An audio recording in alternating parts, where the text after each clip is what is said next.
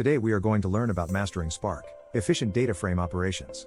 We will explore techniques to optimize data frame manipulations in Spark, focusing on performance improvements and resource efficiency. Welcome to our exploration of Spark DataFrames. DataFrames in Spark are distributed collections of data organized into named columns, similar to a table in a relational database. They allow for more efficient data processing compared to RDDs due to their structured nature. DataFrames offer numerous benefits, such as optimized query execution and the use of Catalyst Optimizer for improved performance. Understanding DataFrames is crucial for anyone looking to leverage Spark's full potential for big data processing. In this session, we'll delve into how DataFrames operate and why they are preferable for many tasks over traditional RDDs. Lazy evaluation is a core concept in Apache Spark that enhances performance by postponing the execution of transformations until an action is called. This means that when you apply transformations to a data frame, Spark doesn't immediately execute these operations. Instead, it builds up a logical plan of transformations. Only when an action, like collect or count, is invoked does Spark process the entire chain of transformations.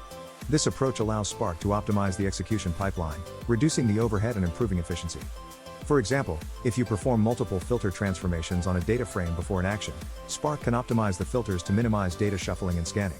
Understanding lazy evaluation is essential for writing efficient Spark applications that make the most of your cluster's resources. In Spark, transformations create a new data frame from an existing one, while actions trigger computation and return values.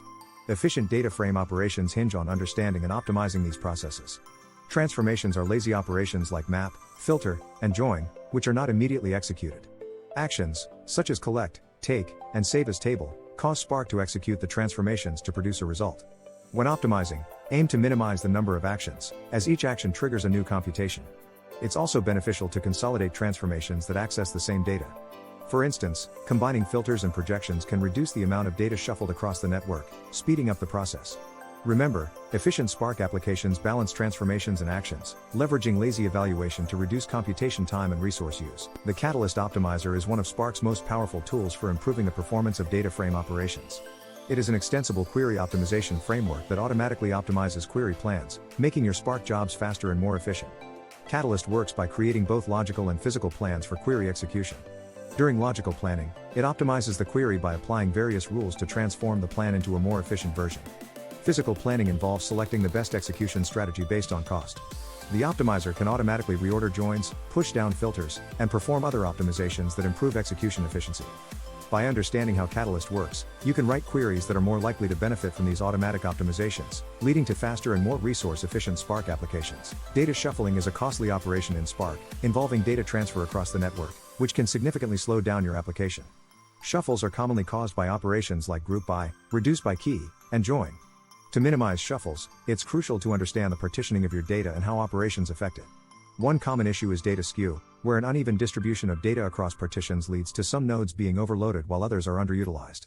This can be mitigated by using techniques like salting, where you add a random key to distribute data more evenly, or by adjusting the number of partitions with repartition or coalesce. By carefully managing shuffles and addressing data skew, you can greatly improve the performance and efficiency of your Spark jobs. Filtering and selecting operations are fundamental to data processing in Spark. The filter operation narrows down the records in a data frame based on given conditions, while select allows you to choose specific columns. These operations are crucial for reducing the amount of data processed and improving performance. One of the key optimizations with filtering is filter pushdown, where filters are applied as early as possible in the data processing pipeline to minimize the amount of data moved between stages. By reducing the data size early, you can significantly cut down on processing time and resource usage. Best practices include combining filters to minimize the number of scan operations and using select to drop unnecessary columns, thus ensuring that only relevant data is processed throughout the pipeline. These small but effective strategies can lead to substantial improvements in efficiency. Caching and persisting are powerful techniques in Spark that can drastically reduce computation times for iterative algorithms or when the same data is accessed multiple times. When you cache a data frame, Spark keeps the computed data in memory, avoiding repeated computation.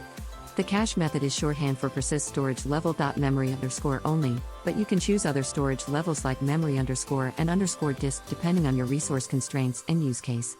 Deciding when and what to cache involves understanding your application's data access patterns. Over-caching can lead to memory pressure, while under-caching might miss performance benefits. Analyzing your Spark application's DAG, directed acyclic graph, can help determine optimal caching points. By strategically caching data, you ensure that the most resource-intensive computations are performed once, leading to more efficient execution. Achieving optimal performance with Spark DataFrames requires a combination of strategic data handling and configuration tuning. Begin by creating data frames efficiently, ensuring that you use the appropriate data types for your columns. This can significantly reduce storage and computation overhead. Avoid wide transformations, which can lead to excessive data shuffling, and instead, use narrow transformations like map and filter where possible. When dealing with small datasets, consider using broadcast joins to avoid shuffles. Broadcasting a small data frame to the executors can minimize data transfer, speeding up join operations. Additionally, tuning Spark configurations, such as executor memory and the number of partitions, based on the workload can lead to better resource utilization and performance. By following these best practices, you can harness the full power of Spark for your data processing tasks. In conclusion, mastering efficient data frame operations in Spark is pivotal for optimizing performance and resource usage. We've explored key strategies, from understanding lazy evaluation and optimizing transformations, to leveraging Catalyst Optimizer and managing shuffles.